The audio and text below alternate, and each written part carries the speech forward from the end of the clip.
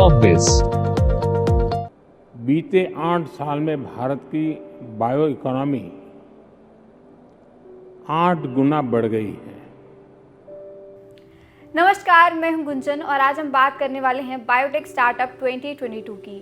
दोस्तों, हाल ही में भारत के प्रधानमंत्री श्री नरेंद्र मोदी जी का एक बड़ा बयान आया बायोटेक्नोलॉजी को लेकर, जिसकी बाद कई लोग इसके बारे में जानने के लिए काफ़ी उत्सुक हुए। तो आज इस वीडियो के थ्रू मैं आपको बताऊंगी कि आखिर बायोटेक्नोलॉजी क्या होती है, आप इसके थ्रू बिजनेस कैसे कर सकते हैं और आखिर क्या था इसको लेकर पीएम मोदी का बयान। इस सब के बारे में आज मैं आपको इस वीडियो में बताऊंगी। बायोटेक सेक्टर सबसे अधिक डिमांड ड्रिवन सेक्टर में से एक है।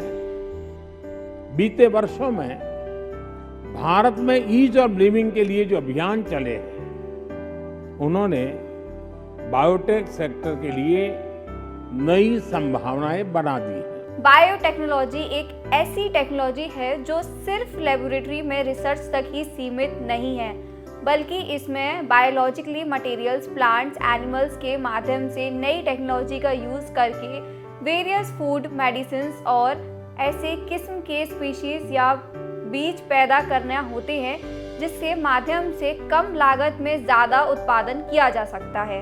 अगर हम सिंपल वर्ड्स में कहें तो किसी ऐसी पर्टिकुलर प्रोडक्ट और सब्सटेंस को डेवलप करना या बनाने के लिए लिविंग ऑर्गेनिज्म का इस्तेमाल किया जाता है, उसे बायोटेक्नोलॉजी कहते हैं।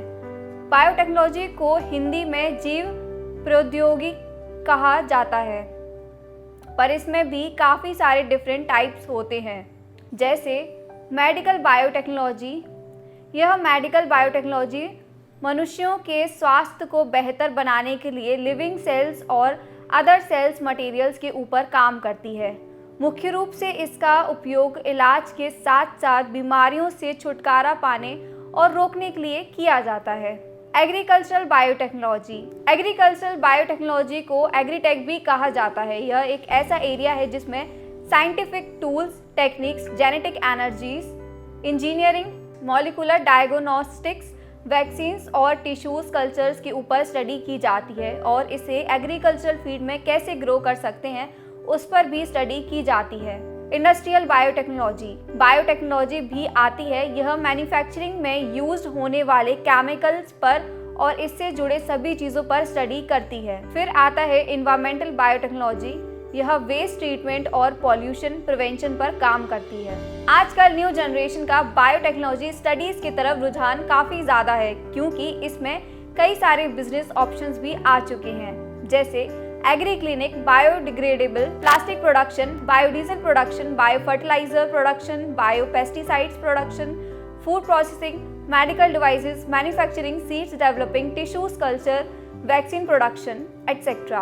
भारत में इस बिजनेस की शुरुआत करना काफ़ी आसान है। उसके लिए आपको कुछ स्टेप्स को फॉलो करना होगा, जैसे कि स्टेप फर्स्ट, एक ऐसा बिजनेस आइडिया सिलेक्ट करें जिसकी मार्केट में रिक्वायरमेंट ज़्यादा हो। स्टेप 2, उसके बाद डिसाइड करें कि आपको बिजनेस अकेले स्टार्ट करना है या पार्टनरशिप में, और अगर पार्टनरशिप में करना है तो कितने लोगों के साथ आपको पार्टनरशिप करनी होगी। स्टेप 3, अपनी सिटी में मौजूद सभी बायोटेक कंपनीज में विजिट करें और अपने बिजनेस को कैसे उनसे स्ट्रॉन्ग बनाना है यह डिसाइड करें। स्टेप 4, उसके बाद जब आपको इन्वेस्टर्स मिल जाए तो फिर तो अपनी कंपनी को इनकॉर्पोरेट करें, कंपनी को सी कॉर्पोरेशन में बदलें। Step 5, then conceive a well planned marketing with business strategies. Step 6, operate करें एक वर्चुअल कंपनी में। स्टेप 7, उसके बाद आपको बायोटेक्नोलॉजी रजिस्ट्रेशन या पेटेंट लेना होगा।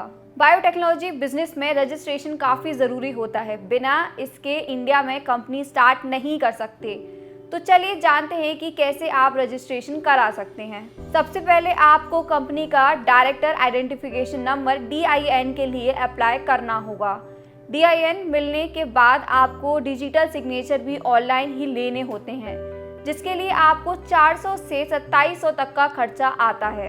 इनके अलावा भी कंपनी एक्ट के अंतर्गत memorandum of association, article of association, power of attorney, इसके बाद आपको पेटेंट लेने के लिए कुछ डॉक्यूमेंट्स और फॉर्म्स की ज़रूरत होगी, जैसे कि form first applications for grant of patent, form 2 Provision complement specifications. Form 3rd statement and undertaking under section 8. Form 5th declaration as to inventorship.